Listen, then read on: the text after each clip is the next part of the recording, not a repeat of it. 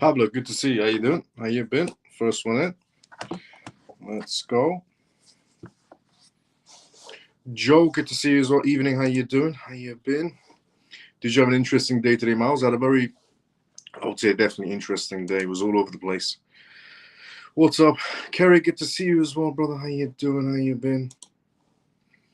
Trying to pin the live. Let's go here. Good evening, Miles and on CMF. JP, good to see you as well, brother. How you doing? How you been?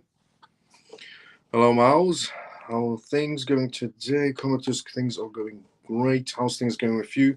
Hi, all. Good to see you as well, Ripple. How you doing? How you been? Hi, Miles. T, good to see you as well, brother. How you doing? Manny, good to see you as well. Evening. How you doing? How's things? Good evening, Miles. Funky brother, good to see you as well. How you doing? Hi, Miles. How you doing today, boss? Doing great. How you doing, Carlos? How's things? Good evening, CMF. Let's go, funky brother. Carlos, good to see you as well. How you doing? How's things? Okay, let's pin the live, pin the profile. Yes.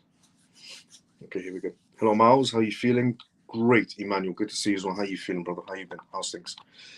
Now, let's do intro, disclaimer, what we're going to go through on tonight's live. By the time everyone tunes in for the first part of the live, welcome to the CMF Live if you're watching this for the first time ever. The CMF stands for Crypto Miles Family. My name is Miles. You can tune to this live Monday to Friday, 10 p.m. London time onwards for the most recent news regarding cryptocurrencies, CBDCs, AI, politics, regulations, pretty much vital information for you to know about regarding the world completely transforming into a digital space. The disclaimer of this live, as always, is not financial advice, not political advice, and whatever I say is only for entertainment purposes. And we do essentially live Q&As on this live as well, which means if you do have any comments, put it down inside the comment section. More than happy to help you out. You can also put comments outside the live if you want essentially much more better essentially explanations regarding your questions. And I also want to take a second to say, honestly, thank you so much to everybody. Joe just reposted the live.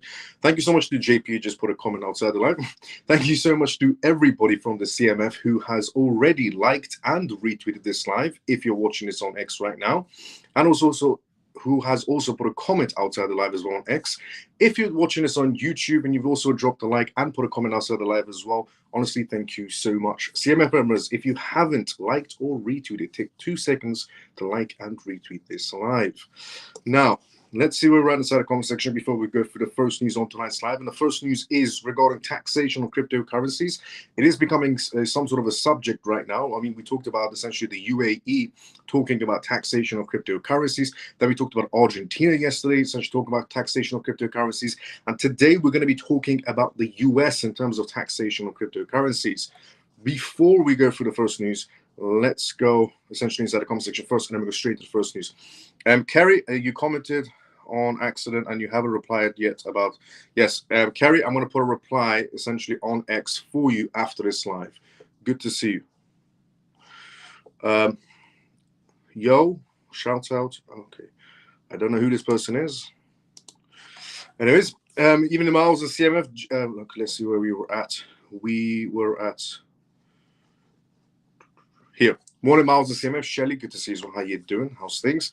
Good evening, Miles. Here again from another great evening. Let's go, Addy. Good to see you as well. Good evening, Miles of CMF. Jason, good to see you as well. Good day, Miles of CMF. Mike, good to see you as well, brother. How you doing? And Kerry, I'll put a reply after this live onto your comment. I still haven't forgot about it on X. Hi, brother. Come on. Good to see you as well. How you doing? Hi, Miles of CMF. George, good to see you as well. How you doing? American-made crypto cannot be taxed as per President Trump. It's true up to a certain extent, but yes, it is. Now, here is essentially what's going on inside the United States in regarding to taxation of cryptocurrencies. As I said, we talked about the UAE joining essentially CARF regarding the taxation of cryptocurrencies. We talked about Argentina yesterday regarding taxation of cryptocurrencies. And here is the US perspective on that matter. And it's a meeting that's going to be taking essentially on October 1st. It's a Senate hearing essentially, a crucial hearing, essentially, they're calling it, for the taxation of cryptocurrencies. So this upcoming Senate, essentially, hearing isn't just another discussion just regarding cryptocurrencies. It represents a crucial moment for cryptocurrency industries right now. Lawmakers are increasingly essentially aware of the need for much more clear guidelines surrounding digital assets, especially concerning their tax implementations. As more individuals and institutions engage with cryptocurrencies, NFTs, and other digital assets, the current tax framework often struggles to keep pace with the essential digital world. The lack of consistent rules creates uncertainty for investors and makes compliance challenges. This hearing aims to address these ambiguous, essentially head on, seeking to establish a more robust and understandable approach to digital assets taxations across the United States. Its proactive, essentially, move to ensure fairness and generate revenue, obviously, for the United States and protect consumers within the burgeoning, essentially, financial landscape. Taxing digital assets presents a unique challenge as compared to the essentially traditional assets like stocks or real estate, and several contributes essentially to these complexities are defining assets. Are cryptocurrencies property, currency, or commodity? The classification impacts how they are taxed. Varying transactions. Tax events can include buying, selling, trading, staking, mining, and even receiving airdrops. Each type of transaction can have a different tax consequence. These are things to know. Essentially, it's very important to know, especially if you're inside the US market space right now, regarding how you would be taxed on your crypto assets. If you're mining cryptocurrencies, if you're staking cryptocurrencies, if you're essentially just holding cryptocurrencies or selling them or even trading on them or leverage trading on them, what's the tax scenario? Global nature. Digital assets transact essentially national borders, making it difficult to enforce uniform tax laws. Investors might hold assets across multiple jurisdictions. Then what happens there? For example, if you hold some of your money essentially in terms of cryptocurrencies in a wallet in a different country, you might hold a wallet in essentially the UAE, a wallet in the EU, a wallet in Singapore, and a wallet in the US. How would the US tax those wallets? Also, record keeping. Tracking numerous, often small transactions across various wallets and exchanges can be endorsing task for individuals. Valuation challenges. The volatile nature of many digital assets makes it essentially accurate valuation at the time of taxable events very complex. Because cryptocurrencies are very volatile, it's difficult to say you've made a certain amount, because you might have made a certain amount now, tomorrow the price could change, or within an hour the price could change. Addressing these points effectively is vital for any comprehensive digital asset taxation policy.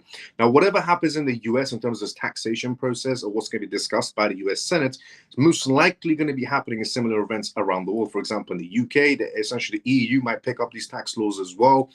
Other Middle Eastern countries or even Latin American countries might pick up what essentially the US is leaving off. The outcome essentially of this entire scenario is October 1st. The hearing could have essentially far-reaching implications for anyone involved with digital assets. While it's impossible to predict the exact legislative changes, we can anticipate several potential outcomes. And the potential outcomes that's been anticipated for October 1st of what we could possibly hear is clearer guidelines, which is something we definitely need inside of cryptocurrencies. Investors might finally receive more definitive rules on how to report various crypto transactions, and reducing essentially their current ambiguous movements. Now, new reporting requirements. There could be a proposal for stricter reporting requirements for essentially exchanges or individuals similar to those with traditional financial assets, which is something similar that the UAE is doing through CARF, where certain jurisdictions are now going to be sharing your data. In 2028, CARF is going to essentially take full effect between any country that has taken up joining CARF, essentially, which means all of your transactions on any exchange or any hot wallets will be shared between these jurisdictions around the world. And if you have paid your taxes or not, that will also be shared in a digital format. Impact on innovation.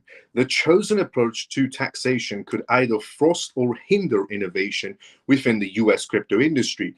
A balanced, essentially, approach is extremely crucial, because if the US Senate hearing goes on the sidelines of we're going to be taxing essentially 20%, 30% on certain crypto assets or certain categories, or if you're staking, you get taxed this much and it's much more higher than you just holding or you selling or you trading, then that could hinder innovation. Now, we know for a fact, up to a certain extent, that Republicans are obviously going to be in favor of cryptocurrencies, because they have been for the longest time since Trump's administration has taken effect. The Democratic Party is essentially where the issue is going to be arising. The Democratic Party might not like the idea of, small percentage of tax on cryptocurrencies. They might want to increase the tax on cryptocurrencies and so on. So that's where the issue lies. Senator Elizabeth Warren, we know for a fact, she hates Trump. She hates the idea that Trump's essentially family has made billions because of cryptocurrencies, and she's still trying her best to snoop around in Trump's wallet. So we know where she stands when the Senate hearing is happening.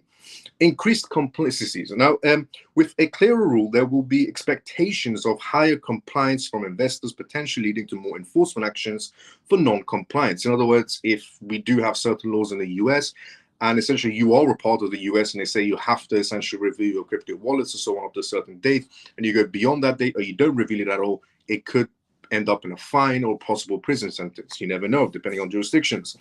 It is imperative for crypto enthusiasts and investors to stay informed, understanding the potential changes in digital asset taxations, while will essentially be key to managing your portfolios and ensuring adherence to future regulations. Now, this hearing is a significant indicator of the government's growing interest in regulating this space. Facts. We do have the Clarity Act coming up, which essentially has been said this year. It's passing through, it's done deal. On top of that, the taxation laws are also coming through as well. That is a clear indication that we're moving in the right direction. As much as people hate the idea of tax, everybody does inside the retail section. Let's just be honest with ourselves. Billionaires don't pay billionaires don't even like paying their taxes, or millionaires. Neither does anyone inside the retail section. But a tax law is essentially what we need to go to a much more mature market space moving forward. So it's an indication of how close we are to a very fully regulated cryptocurrency market space. Now, moving on essentially from the taxation laws of cryptocurrencies but remember, put it down your calendars, October 1st is the US Senate hearing for taxation of cryptocurrencies. Franklin Templeton is who we're going to be talking about next. But before we go through Franklin Templeton news, let's go start the comment section first. Let's see what's happening there, and then we'll go straight into that news. Good evening, Miles. How are you doing? Doing great. Kelly, good to see you. How you doing? What up, Miles and CMF? Ray, good to see you, brother. How you doing?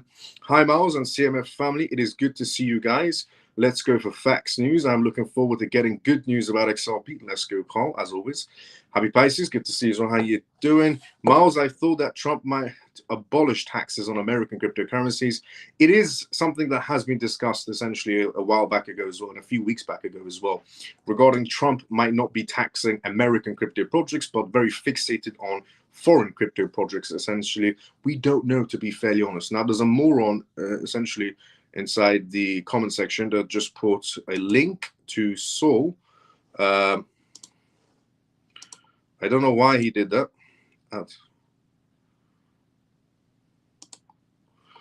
I've removed them. For anybody out there watching this live show, please don't spam the chat with random links to crypto websites. The last thing I want is anybody getting compromised by clicking on a random link in the live chat. So please, just have the decency not to put random crypto casino links inside the chat, just in case anybody clicks on it and loses their cryptocurrencies. So please don't do that. I've removed that person from doing that ever again. But future reference, if anybody is watching this right now, I don't like the idea of anybody being scammed. So don't put your random links inside this chat whatsoever. Now, Miles, I thought that regarding Trump's abolition of taxations, we don't know yet if that's going to be, such taking effect. We know where the Democrats stand. They want to tax the hell out of cryptocurrencies. But regarding Republicans, we know that they want to, go easy on the crypto space. So we have to see what happens October 1st, to be fairly honest. Miles, I heard essentially PayPal stablecoin PYUSD is coming to blockchains. Yes, it's true. They might be expanding into other blockchains. Yes, that's true. Thank you, Shelly. Thank you, Mike. Thank you, Mike. Thank you, Joe. Thank you, Shelly. Stormy, good to see you as well. How you doing? Now, Franklin Templeton has added another crypto project to their list, and that is BNB chain. BNB is doing quite well for itself, to be fairly honest. I mean, CZ is still behind BNB. I mean, holds a substantial amount, Binance holds a substantial amount, and BNB will do quite well for itself. I mean, it has been doing quite well for itself. So here it is. Franklin Templeton is extending its Benji technology, essentially, platform, the engine behind its tokenized investment products, onto now also BNB chain. The latest in this string, essentially, of news is designed to deepen its blockchain presence. The decision comes just days after the asset manager announced a partnership with Binance to collaborate on tokenization initiatives, signaling a coordinated strategy to reach a broader investor base and enhance product distributions. Benji is essentially Franklin Templin's tokenization platform, first deployed back in 2021, which we've discussed before on this live show as well when it first was introduced, to launch the world's first ever US registered mutual fund on chain.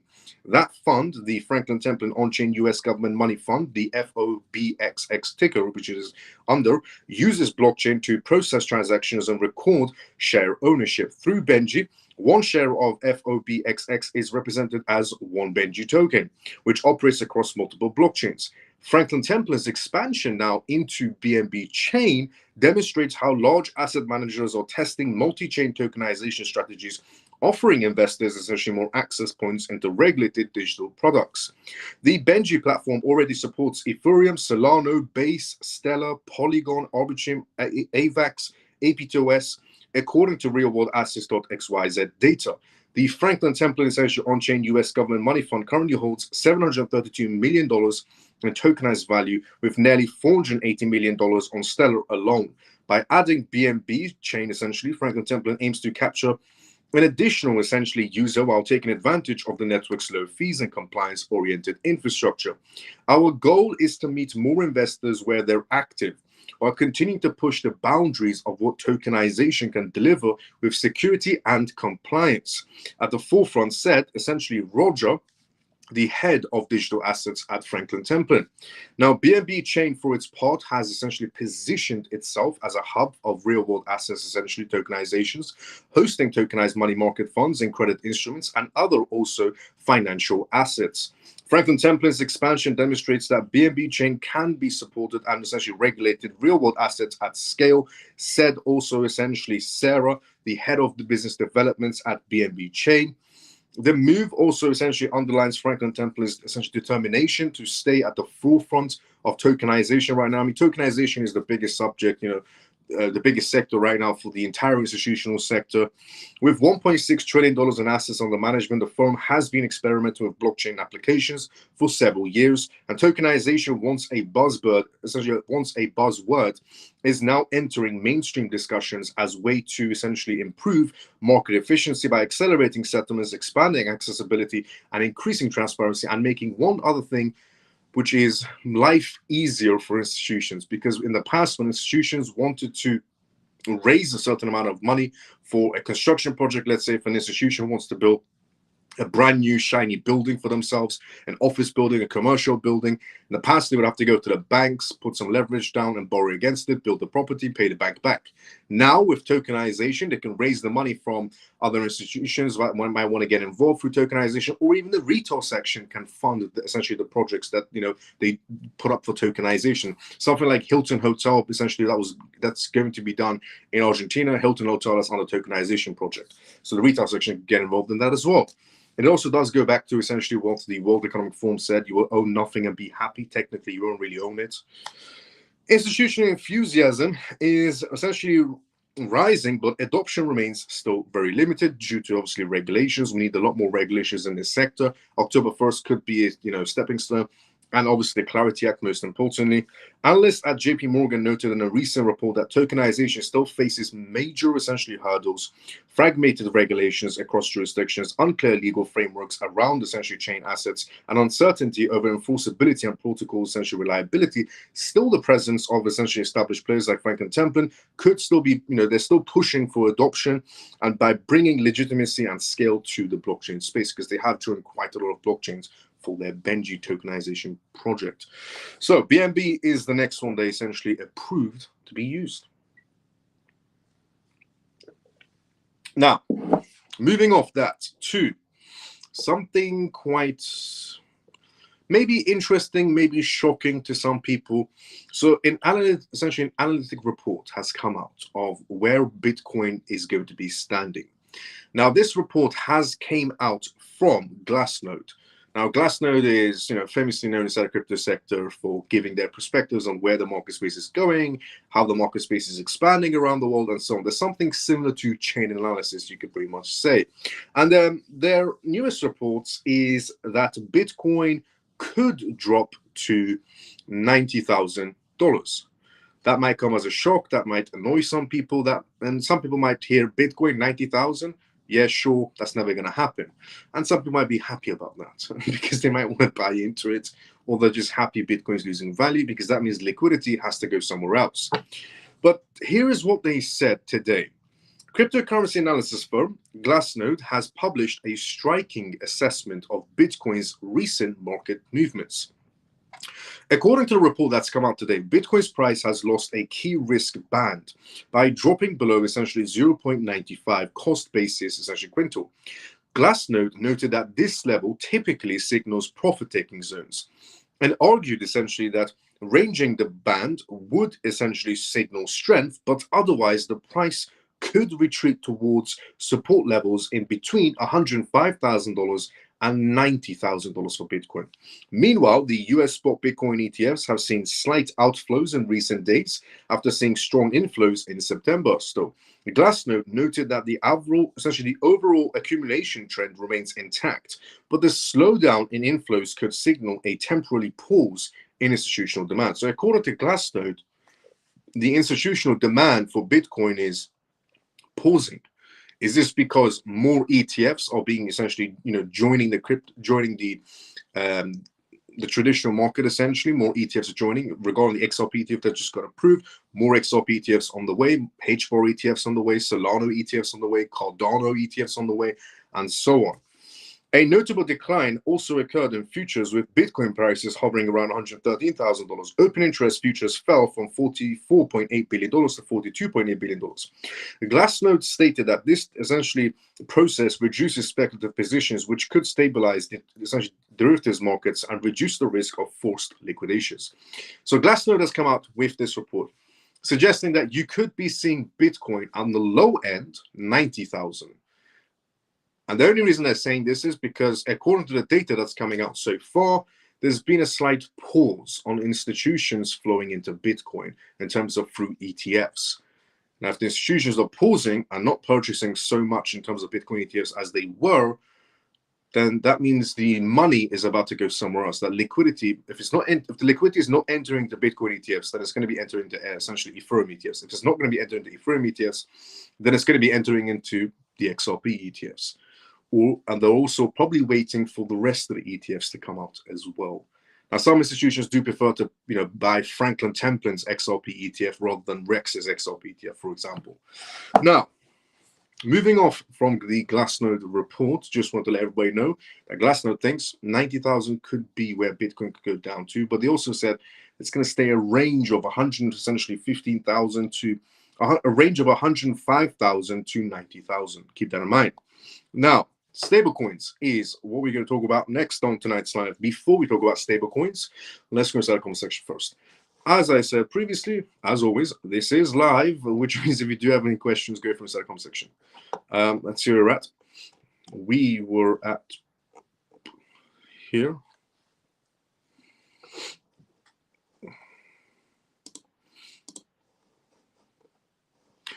Even Miles and CMF, Davey, good to see you. How you doing? Hello, Miles and family. I hope everyone had a good day. Scott, good to see you. How you doing?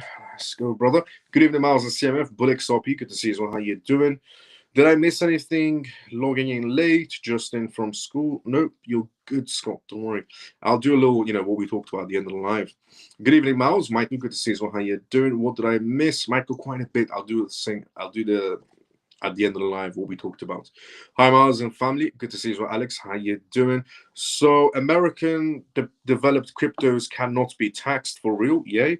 Well, we don't know yet regarding American crypto taxation or cryptocurrencies. We're going to find out on October 1st. Share the live. Let's go, Scott. Hit the like button. Let's go, Scott. It could be tax-free regarding American crypto projects, or it might not be. It might be a very reduced tax policy, but we'll find out on October 1st. Now, stablecoins. Stablecoins need consumer protection to essentially unseat the essentially what the crypto executives are coming out and saying right now. A crypto project that a lot of people should be familiar with is essentially Elimichipe, which is ACH, the ticker. And ACH's essentially chief technology officer has come out with a perspective today, and we don't get much ACH news, to be fairly honest. So here it is. Stablecoins won't unseat essentially payment platforms so essentially yet. including Visa, MasterCard, until blockchain tokens feature robust consumer protections, according to the Chief Technology Officer of payment company Alimici. Traditional, essentially, payment companies offer chargebacks, fraud protection, dispute transactions, and resolutions and credit features that consumers have come to expect, which is true. If the essentially blockchain sector can't give the same things that banks were offering people, protection against their money, protection against fraud, and so on and so on, then yes, we still are playing a game of catch up. Stablecoin projects must integrate these features to attract the everyday person, essentially, he told Cointelegraph.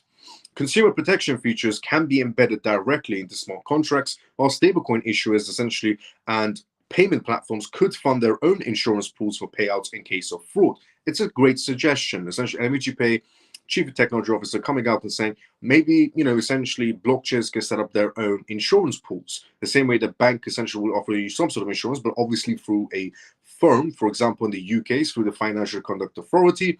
If your money, essentially, something happens regarding the bank, you are protected up to £85,000. Even if you have £20 million in the bank, you're only getting back £85,000. But it's something at least. So I expect every major payment processor will integrate stablecoins and every bank will issue its own.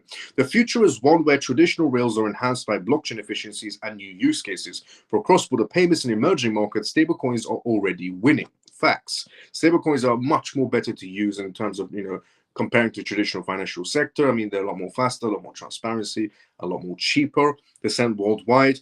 For domestic retail, we will see hybrid models combining instant settlements with consumer protection. 100% I agree, but I think that consumer protection is more going to be coming with CBDCs than it would be coming with stablecoins. I mean, it's an interesting offer, as I said, for example, Ripple or essentially Solana, AVAX, and so on, offering some sort of insurance pools against their own stablecoins if anything happens to your wallets. But I think that feature mostly would be more on the side of CBDCs than stablecoins having that feature. Crypto, essentially, industry executives and commercial banks and market analysts continue to argue the effects of stablecoins on financial institutions in terms of payments and banking. Banks and their allies inside the US Senate pushed back against stablecoin regulations back in March during the debate over the guidelines essentially of the US Stablecoin Genius Bill, which already passed. At the center of the pushback was the potential for stablecoin issuers to share some of their yield from the US government securities that back their tokens with customers, which will be prohibited in the final bill, which is true. They're going to be removing the yield part of stablecoins. And as I said, that's not a bad thing, because then that's essentially going to be moving on to the factor of who's got the best payments in terms of a payment platform, which is going to be the XRP Ledger, just to be honest with ourselves, or Ripple in that case as well. US Senator Christian essentially argued that yield sharing opportunities would kill the traditional banking system and the bank lending that home buyers essentially and small businesses depend on. It's also true, yes.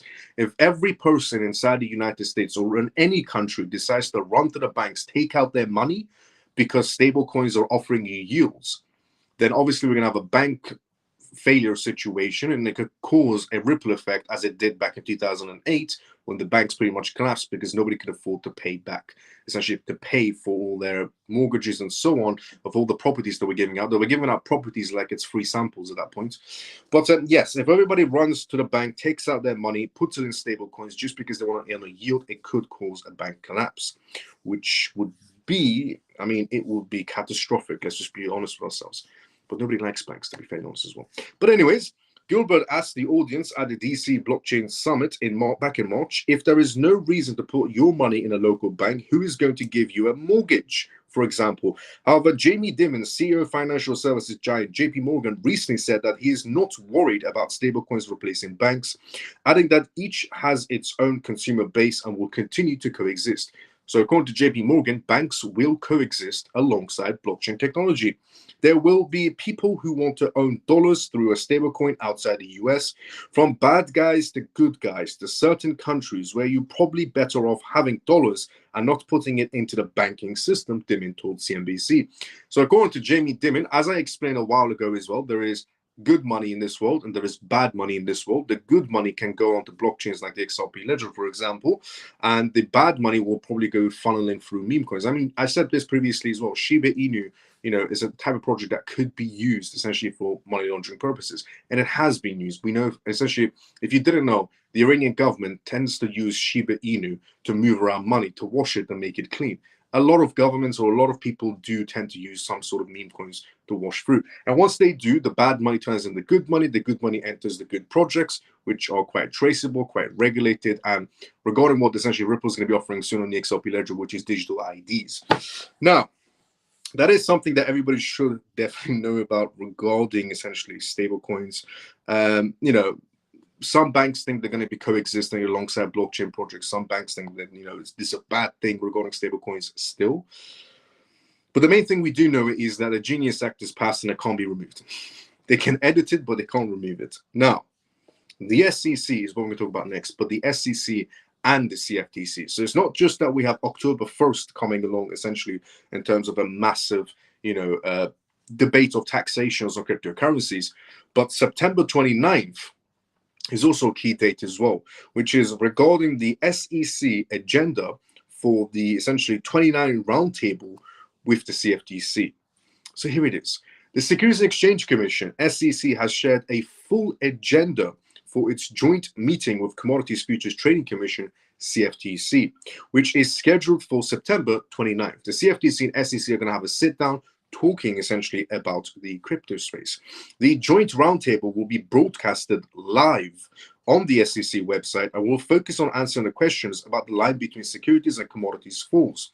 This will help the two agencies clarify their rules and decide how to manage their shared responsibilities. It's great that they're doing it in such a transparent way, to be fairly honest. SEC, CFTC having a sit down live on a broadcast so we can see what the discussions are going to be and how they're both going to move forward in terms of who gets to judge what part of the crypto space.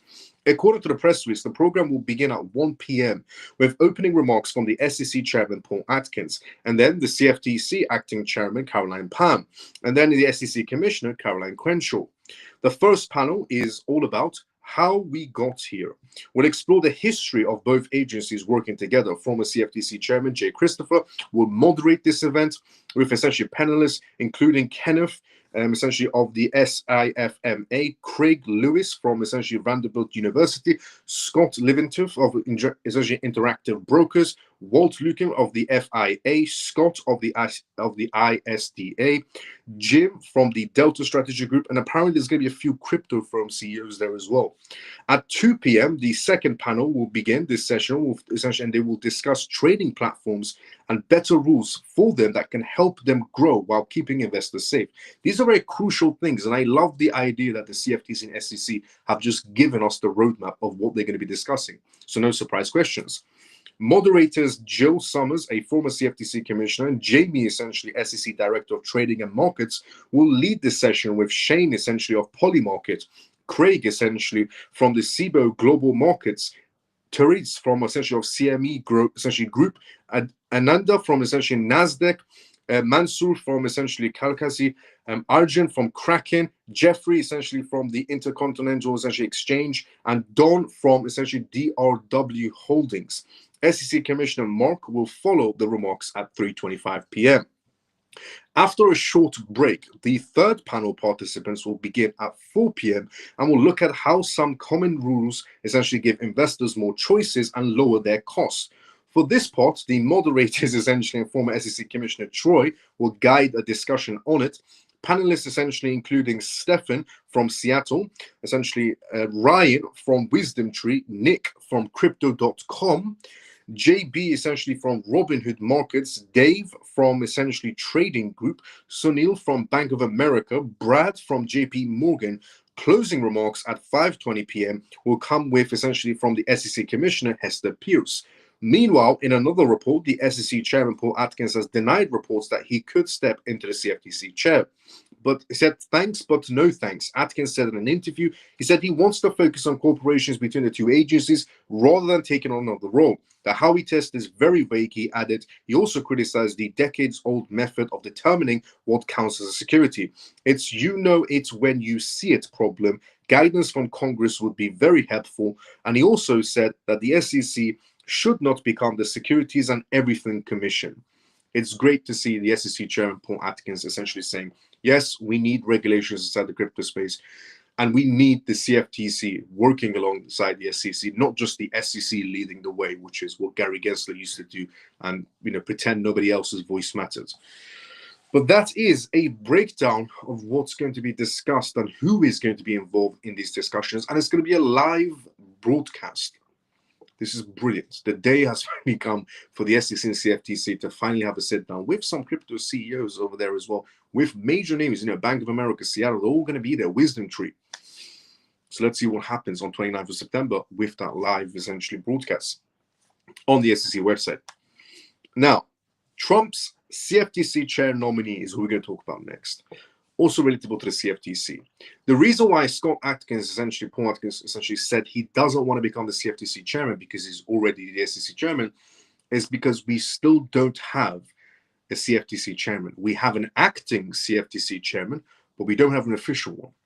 And the person that was chosen to become essentially the CFTC chairman still hasn't been vetted. And apparently, according to essentially Trump's administration, they're looking into new people. Now, this is quite crucial because whoever they choose has to be extremely pro-crypto. We can't have any negativity towards the crypto space. Now that things are finally moving off towards regulations, the last thing we want is another Gary Gensler as the chairman. So it's very important who they do choose. So the future leadership of the U.S. Commodities and Futures Trading Commission, CFTC, remains uncertain as political dynamics and industry influences shape the appointment process. With key nominations stalled and high-profile stakeholders involved, the direction of the U.S. crypto regulations and financial oversight could face significant delays, impacting the rapidly evolving cryptocurrency and DeFi markets. Now, the good thing is the acting chairman of the CFTC is still progressing, being very pro-crypto, having this sit down with the SEC on 29th of September. So she is still moving in the right direction. The same way Mark, the acting chairman of the SEC, was still moving in the right direction before even Scott came. So nominations are essentially of Brian. Now, Brian for CFTC chair stalls aimed reports of alternative candidates being vetted, potential influence from high-profile crypto essentially supporters, including the essentially twin brothers from Gemini. Market stability concerns grow as key regulatory positions remain unfulfilled during critical junctures inside the crypto, and essentially crypto policymakers face pressure from industry stakeholders in ongoing debates over regulation of stablecoins, NFTs, and derivatives. The former U.S. Commodities Futures Trading Commission, SEC, essentially, and President Donald Trump picked to lead the agency is Brian. Still by Trump, it is Brian, but apparently other people are still being vetted. Reports emerged that indicating that the Trump administration is vetting other candidates also now, including Josh Sterling, a former CFTC official, as a potential successor. Sterling, essentially, who served from 2019 to 2021, has now essentially and is now a partner essentially at Milbank Law Firm, was appointed essentially during the first Trump term and did not require Senate approval. His potential nomination is viewed as a possible alternative towards Brian. And apparently, the Democrats are not very fond of Brian, but so far, nothing bad has been said about the other guy that might be joining, which is Sterling. Other contenders include essentially Mike, an SEC Crypto Task Force Chief Counsel, and Tyler Williams, a former policy head at Galaxy Digital. Despite Brian's efforts, including a June Senate Agriculture Committee hearing, his confirmation remains in limbo. The White House requested a delay without explanation, further essentially complicating the prospects for a swift approval. So it seems like so far Brian is not essentially being approved whatsoever as the new CFTC chairman. We have an SEC chairman. The moment Gary Gensler left, somebody else was chosen. Done deal. This one, they're still looking around apparently, but essentially the contenders right now are all pro-crypto, which is the good sign. The first one, the Democratic Party didn't like at all, and it's very difficult to vet them. And then somewhere down the middle, the Trump administration also decided to looking for other candidates. So maybe Brian wasn't the best choice in the beginning. The good news is the people that have been chosen essentially to replace Brian in the list are extremely pro-crypto because they work for crypto companies. Now, moving off from the CFTC to the 2025 World Tour is about to be starting in Paris Blockchain event, essentially. And at the Paris Blockchain event, they're going to be discussing a few important things, which is regarding the institutional sector, regarding finance, and regarding cryptocurrencies. So here it is. Raul essentially announced the 2025 World Tour beginning at blockchain, essentially Paris Blockchain Week, linking to cryptocurrency innovation with combat sports as well. While unrelated to capital policies, this reflects the ongoing trend of merging blockchain technology with essentially mainstream industries. Recent industry events have sparked discussions on capital flight controls in the crypto sector. These gatherings include notable leaders emphasizing the importance of ensuring financial stability and protecting investments while navigating regulatory frameworks effectively with a focus on innovation. So when in the US, we're going to be having the SEC, CFTC roundtable with all these company CEOs having a discussion of what's going to be happening going forward in terms of control, in terms of crypto space, and then the taxation essentially event is going to be happening inside the US. In Paris, there's going to be a blockchain event where certain CEOs are going to sit around the table discussing the future essentially in terms of the EU for finance and blockchain. Key players essentially such as Raul Suri of Crypto Fight Night and other industry leaders engaged in discussions. They stressed involving frameworks for capital controls as if financial institutions examined how these measures could potentially impact market stability and growth trends globally.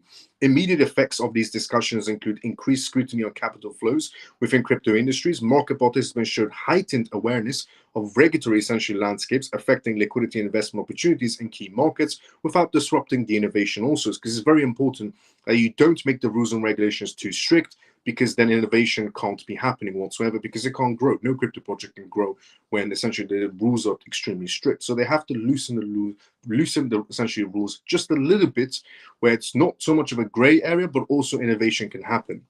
Raul, essentially founder of Crypto Finite and the partner essentially of Chaff Capital, recently stated the Hong Kong event showcased the powerful connection between the redeems of cryptocurrencies and essentially sporting events. As we gear up for the 2025 World Tour, beginning with Paris Blockchain Week, we are thrilled to keep essentially bridging the gap between blockchain innovation and essentially electrifying energy of other essentially events as well. So, as we're going to be essentially having these major events in the US, Paris Blockchain Week is also going to be happening with certain CEOs talking about the future of finance and cryptocurrencies. There's also going to be events happening apparently in Turkey and China. The China one is interesting, but we know for a fact that Turkey is on the side of cryptocurrencies. Now,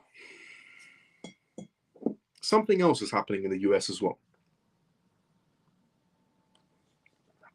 which is the CFTC is about to be approving stablecoins collateral for the use in derivatives markets, but a public feedback will decide its future. This is big. Some of you might have seen this news on X today. Some of you might not have seen this news essentially on X today, but it's something that everybody should know about.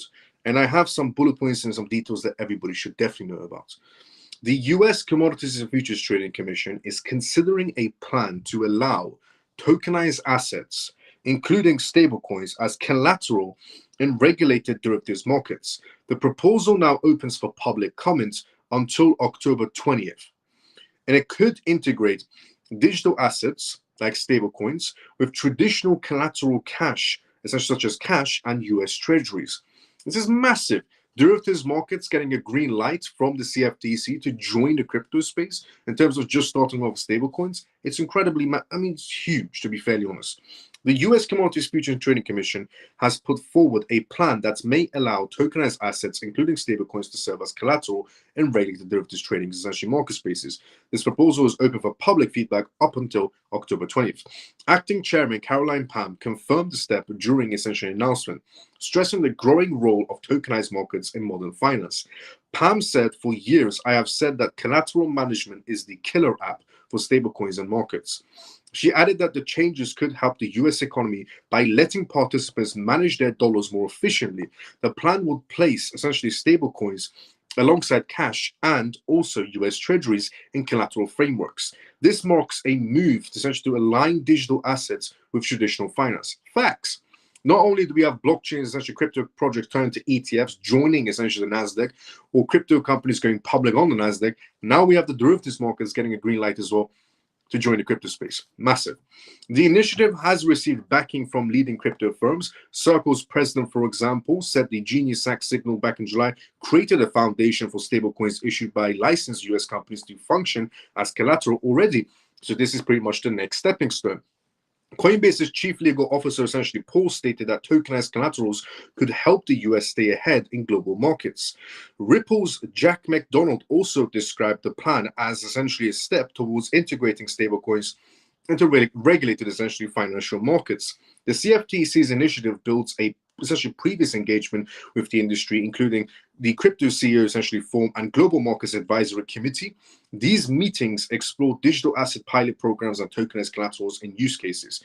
The proposal follows recommendations from the president's working group on digital assets, and it also could build more upon the Genius Act. So CFTC is getting ready to possibly be greenlighting derivatives market spaces and connecting to stablecoins.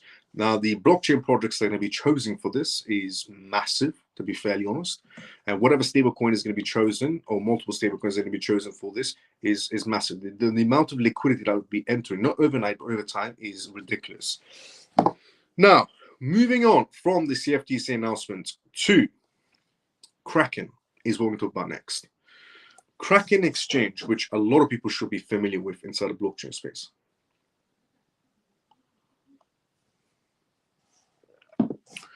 Before we go through the Kraken news, let's go inside the comment section first. I just want to see what's happening inside the comment section first before we go through the next news. And we're going to be talking about Kraken Exchange.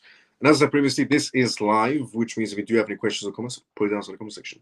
So let's see where we're at. We were at here, I think. Here. I think taxing the cryptos could be very bullish news. Maybe the insiders know that everyone who is involved in this market will be making a hell of a lot of profits. Is what Funky Brother said. I agree. This is huge news. Let's go, JP, regarding derivatives markets. Facts. Miles, what is your thoughts on XCN? XCN, no thoughts whatsoever, I'll be honest. I wouldn't say it's a must-have project at all. And that's the Onyx project, which a long time ago, one particular crypto influencer, I'm not going to name him, but one particular crypto influencer thought that Onyx chain on the CMC CoinMarketCap app is the same Onyx chain as essentially JP Morgan's coin, which was the dumbest thought he ever had in his lifetime. But again, I'm not going to name who that person was. But it's an all right chain. It's I wouldn't say it's a must-have at all. Now, Funky Brother says, Miles, I want to ask the whole of the CMF an honest question. What's the first thing you would do if you wake up tomorrow morning and you see XRP has just hit $15? Sell or hold? Good question. So, everyone right now who's watching this live right now, CMF members and non-CMF members, if you want to participate in non-CMF members, put down inside the comment section, what will you do regarding Funky Brother's question? I just want to see what everyone's answers are. So Funky Brother has asked the question of, he wants to ask everybody watching this live show right now, and the CMF family, most importantly, an honest question. What's the first thing you would do when you wake up tomorrow morning and you see XRP has just hit $15? So you go to sleep tonight, you wake up tomorrow, you check your app on your platform, on your essentially CMC app, for example, and XRP is sitting at $15. What's the first thing you're doing? Are you selling or are you holding?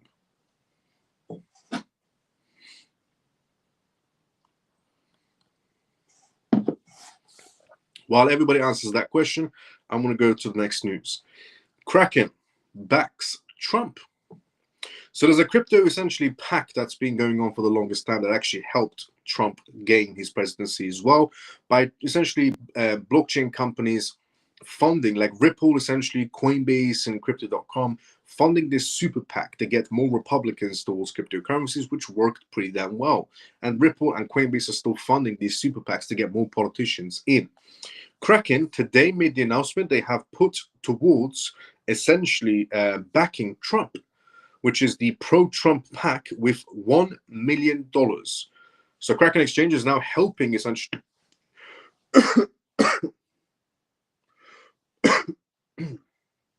Sorry about that, everyone.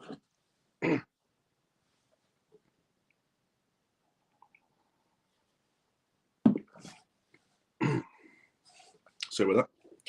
So Kraken Exchange is essentially backing pro-Trump PAC worth $1 million.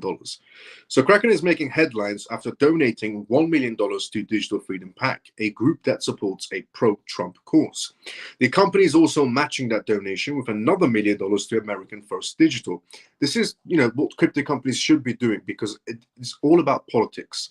If you want to see crypto innovation, it all boils down to one thing: politics. You get politicians on your side, you can achieve anything you want pretty much in this world, especially if you want rules and regulations. Get politicians on your side. The more politicians you get on your side, the better, the higher the chance you have of anything passing through.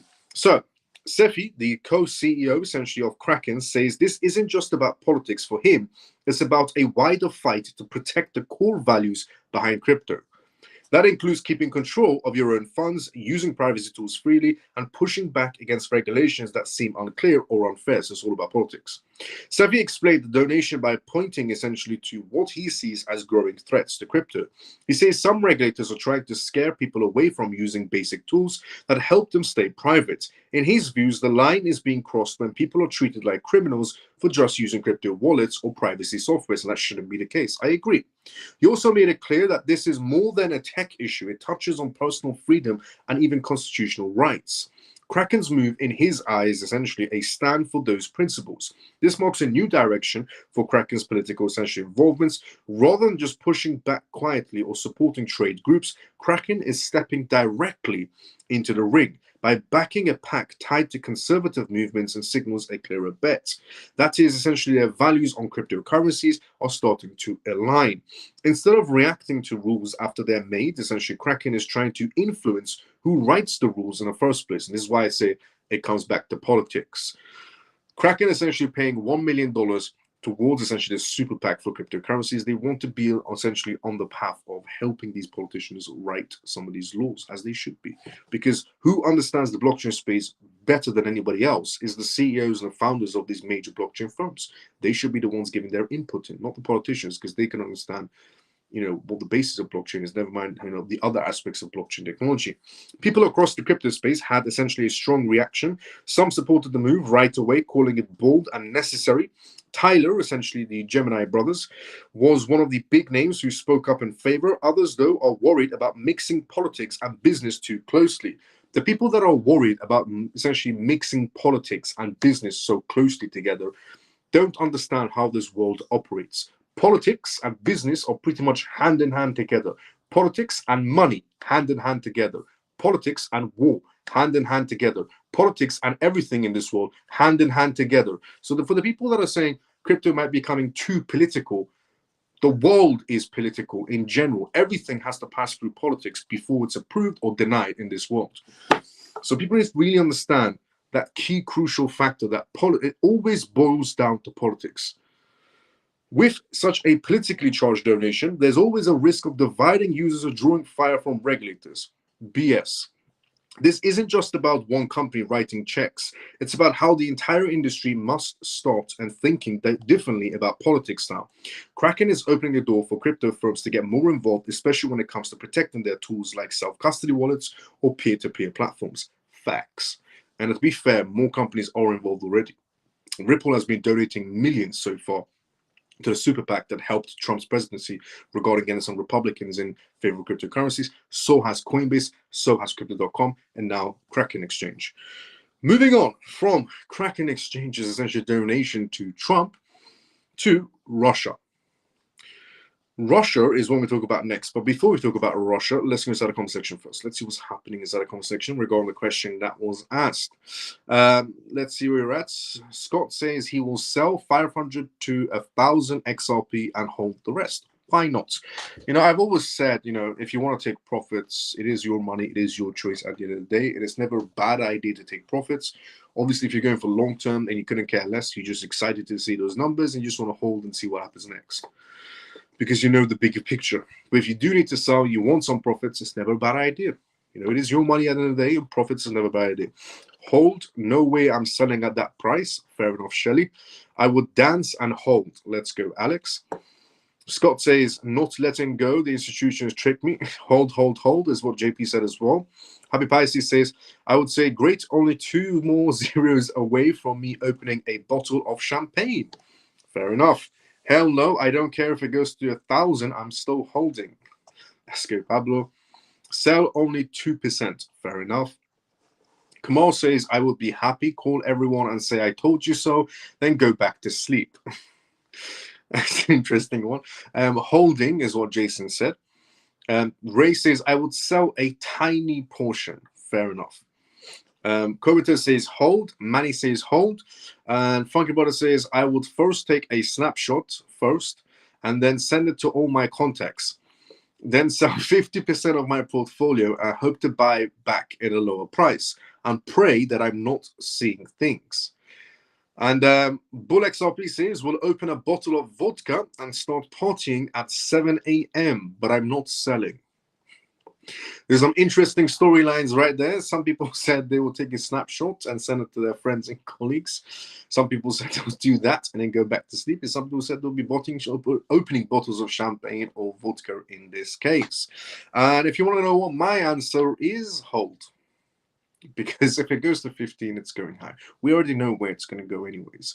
And some people might say, well, I'm stupid for holding even above $15. Some people might say that's never going to happen. Some people might say essentially, it's never going to go above $15 and so on. Everybody has an opinion in this world. Everybody is entitled to an opinion.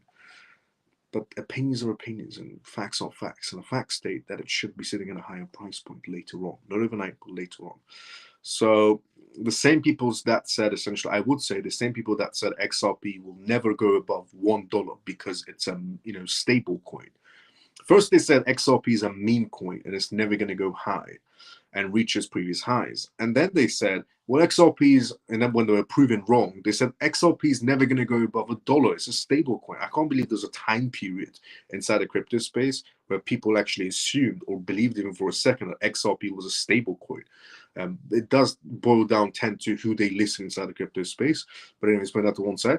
And then also they were proven wrong as well. XRP went above $1. Then they said XRP is never going to go above $1.50 or so. And then it went to $2 as well. And you get the picture. So at $15, it's my point of view, that's still cheap for what XRP is going to be becoming. Again, that's my opinion. Everybody's entitled to their own opinions. No. But I wouldn't sell a single penny, not at $15.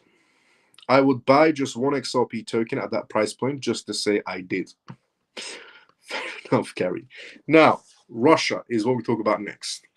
Russia must use crypto to develop its economy, says essentially the finance ministry from Russia. The finance ministry of Russia is coming out and saying that the only way Russia moving forward financially is cryptocurrencies. So here it is. The call for a comprehensive approach to regulating the digital assets market comes after earlier this month. The Russian Treasury has urged for wider investor access to crypto. Russia needs to develop a strategy that will unify regulations for all types of digital assets, including digital ruble, cryptocurrencies, Deputy Finance Minister essentially Ivan stated during a major crypto conference in Moscow. Russia is thinking about greenlighting everything inside the crypto space by the looks of it. They're going to be creating a set of rules and regulations for the entire crypto space. That's massive. That means Russia's liquidity is about to be pouring inside the crypto markets.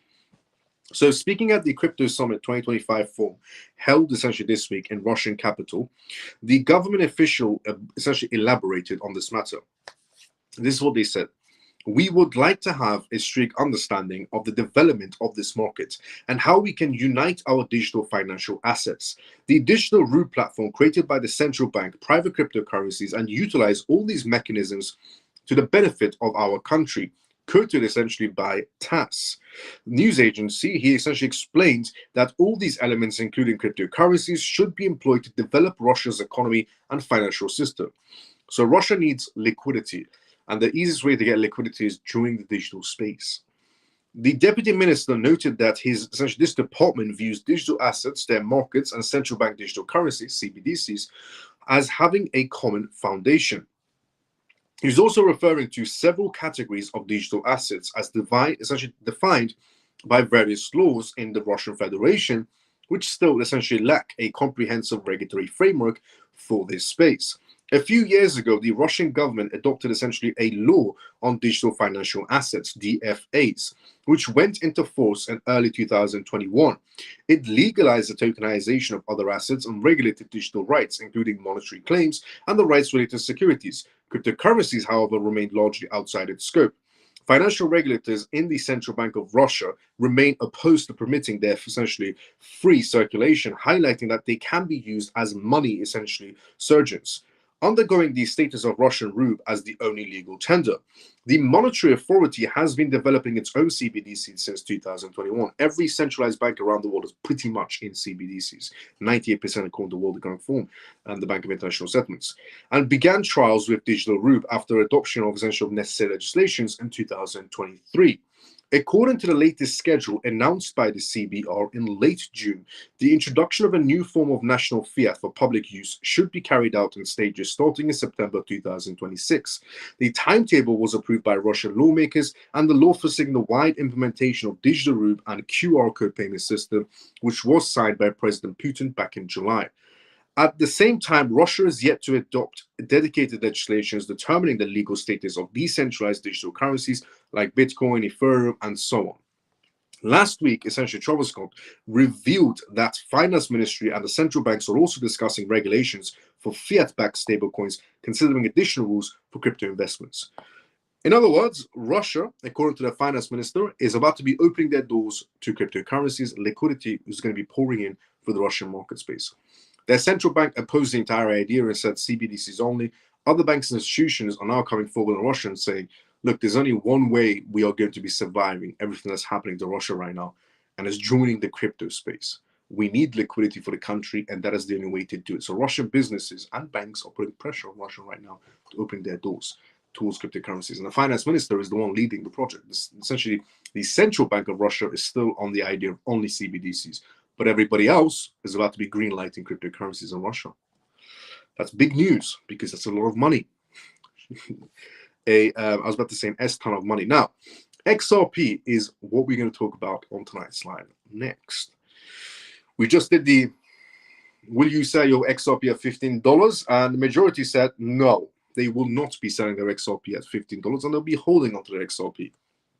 So here is what's been happening so far. XRP ETF hits $89 million in 6 days. The XRP ETFs have accumulated $89 million in trading volume within 6 days, underscoring the notable demand for regulated XRP investments. Highlighting essentially, the highlights include a record $37.7 million on launch day, setting a new precedent for ETFs in 2025. So these are the highlights and the updates so far about the XRP ETF. $89 million so far in 6 days have entered it. Within 6 days, $89 million inflowed essentially into XRP ETFs. Just that's, that record period, which was 37.7 million on launch day only. The XRP ETF sponsored by Rex Shares essentially achieved $89 million in volume within a 6-day period. This launch essentially marks a crucial point for altcoins, showcasing institutional interest and possibly affecting associated cryptocurrencies. The Rex XRP ETF, essentially by the symbol XRPR, debuted significantly with a record-breaking volume of $37.7 million on its first day, which most people know about inside the crypto space already. The ETF is structured as a registered investment company combining XRP, cash, and treasuries. Rex funds are essentially behind this ETF, which is designed for regulated exposure without requiring direct ownership of XRP. Eric, from essentially Bloomberg Analyst, highlighted this record-setting start and said, XRP are traded at $37.7 million on day one, which edges out essentially IVEs for the biggest day one natural volume of any 2025 launch in general. Essentially is what Eric said so far about an XRP ETF. And Eric is the senior ETF specialist analyst from Bloomberg, which is like gospel for the entire Wall Street. Experts anticipate that XRP may follow a pattern seen in previous cryptocurrency ETFs like Bitcoin and Ethereum, where sharp sell-offs occurred immediately after strong initial inflows. Exactly what I said to everybody yesterday's live show. On yesterday's live show, I said there's going to be that gap of uncertainty. I said when Bitcoin ETFs were launched, it was exciting news, we know for a fact that we're going to be buying Bitcoin ETFs. Otherwise, those companies would have never filed for them because their client base wants Bitcoin ETFs. And there suddenly was a gap of uncertainty of, well, where's the inflows of Bitcoin ETFs? And then suddenly it happened. Same scenario happened with Ethereum, where there was a gap of uncertainty. We know what they wanted, essentially, to purchase. That's the only reason they filed for it. And then the same thing essentially happened for XRP ETFs, where it happened, had record flowing, and then it slowed down. And there's a gap of uncertainty, and then suddenly the burst happens. The inflows start happening because we know they want to buy it. Otherwise, there wouldn't be so many filings for XRP ETFs. The only reason there's so many is because the client base of those institutions want to buy it. So essentially, from Bloomberg, they're coming out and saying, and all these experts anticipate that XRP may follow patterns seen in previous crypto ETFs like Bitcoin and Ethereum, where a sharp sell-off occurred, and then immediately after a strong initial inflow happened, the gap of uncertainty. Nonetheless, the current volume essentially indicates substantial interest from both institutional and retail investors so far for XRP. From both sides, they're interested in buying XRP ETFs right now, institutions and retail buying XRP ETFs. An analysis shared essentially by an analytics person, an initial attention on XRP is notable. Historical trends warn of possible profit takings, and Eric observed that despite strong interest, previous launches resulted in eventual market corrections. They're saying it could follow the similar paths even going forward with Bitcoin and Ethereum, where there's a profit-taking period for the ETFs for Bitcoin, ETFs for Ethereum. Same thing could be happening for XRP, but Eric so far suggesting it's strong. The XRP ETF is standing quite strong so far. Prospects of an XRP ETF could guide future regulatory acceptance in digital assets through traditional financial platforms, and analysts see this development as a strengthening the infrastructure for broader crypto industry adoption. Massive. That Eric is still standing on the side of XRP ETFs, still moving strong for being so new towards the market space. $89 million within 6 days. Just that, essentially, that first day smashed records. Within 6 days already, now we're at $89 million. And they're saying some, a strong inflow happening from institutions and the retail section for XRP ETFs, according to Eric from Bloomberg.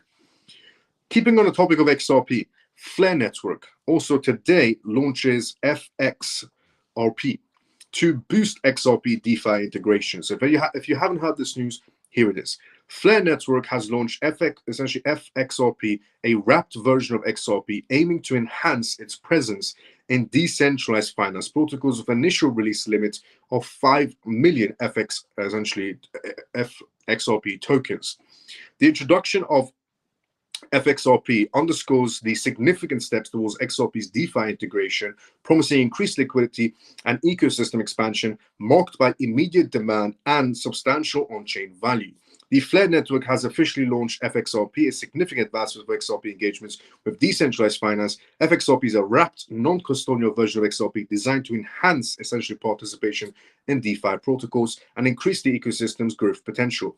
Flare Network, led by CEO Hugo, spearheads this initiative right now, emphasizing XRP's potential as collateral and liquidity in DeFi settings. This launch introduces minting a cap of only 5 million FXRP with robust incentives to simulate ecosystem expansions.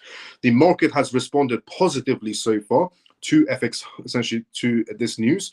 Within hours, over $7.1 million in XRP was locked into Flare's core vault. So people are taking this Flare news as good news. $7.1 million already locked in XRP. Reflecting substantial demand, this development enhances XRP's utility inside the DeFi space, indicating promising potential for future integrations. The Flare Foundation is driving this significant essentially liquidity boost, targeting APR up to 50% for essentially early participants, highlighting its impact on incentivizing early adopters and further integrating XRP within the DeFi landscape. Historically, similar wrapped assets like WBTC have successfully expanded the blockchain ecosystems. By adopting a non-custodial approach, FXRP aims to reduce reliance on centralized systems, promising enhanced security and direct user participation. Future outcomes could include further market integrations for major assets, and this could lead to a broader participation across cryptocurrency markets, strengthening DeFi infrastructures and essentially attracting additional stakeholders. FXRP on Flare extends the strength with the opening new growth opportunities, XRP as collateral, liquidity, and yield in DeFi, said Hugo, the CEO of Flare Network. So Flare launches FXRP on essentially the XRP network. If anybody's interested to go check it out, go check it out. Not essentially, this is not a recommendation or any sort of a way or essentially financial advice whatsoever. Personally, for me, I'm happy about the news. I think it's brilliant news. I think it's going to be expanding the chain, not overnight, over time, 100%. It's just I don't want to lock my XRP into anything. That's the last thing I want to do, lock my XRP into anything just in case. As I said previously, as the world becomes more advanced in terms of security of cryptocurrencies, hackers are also getting incredibly advanced on the other side of the spectrum as well. So I don't want to lock my XRP into anything. I don't care, in this instance, they're offering you 50% APR. I don't care if they offered me 1,000% APR. I'm not locking my XRP into any type of project. But again, it's brilliant news, to be fairly honest. Brilliant news for anybody that wants to take up that offer. Definitely expansion, great idea, 100%. Just not for me, but I think it is a brilliant idea. On that note of essentially how much money so far has entered XRP, incredible, $89 million within 6 days. Eric is still suggesting, very strong movements from institutions and retail section for the crypto space. It's all good news going forward, to be fairly honest. I mean, we have the CFTC and SEC meeting coming up. We have the CFTC meeting coming up, with taxation meetings coming up, Paris blockchain meeting coming up, Clarity Act meeting coming up. A lot of things are still en route to be happening, and obviously more ETFs to be happening as well. And as I said previously, for example, if you get a Wisdom Tree XRP ETF approved, more money will be entering that one. Some investors might not want to go through REX, essentially XRP ETFs. They might want to prefer to go for Wisdom Tree. The same way people prefer to go through BlackRock's ETF rather than going for alternatives. On that note, we have also reached the endings of tonight's live. We are still on a positive note going forward, and so far the inflows are remaining strong.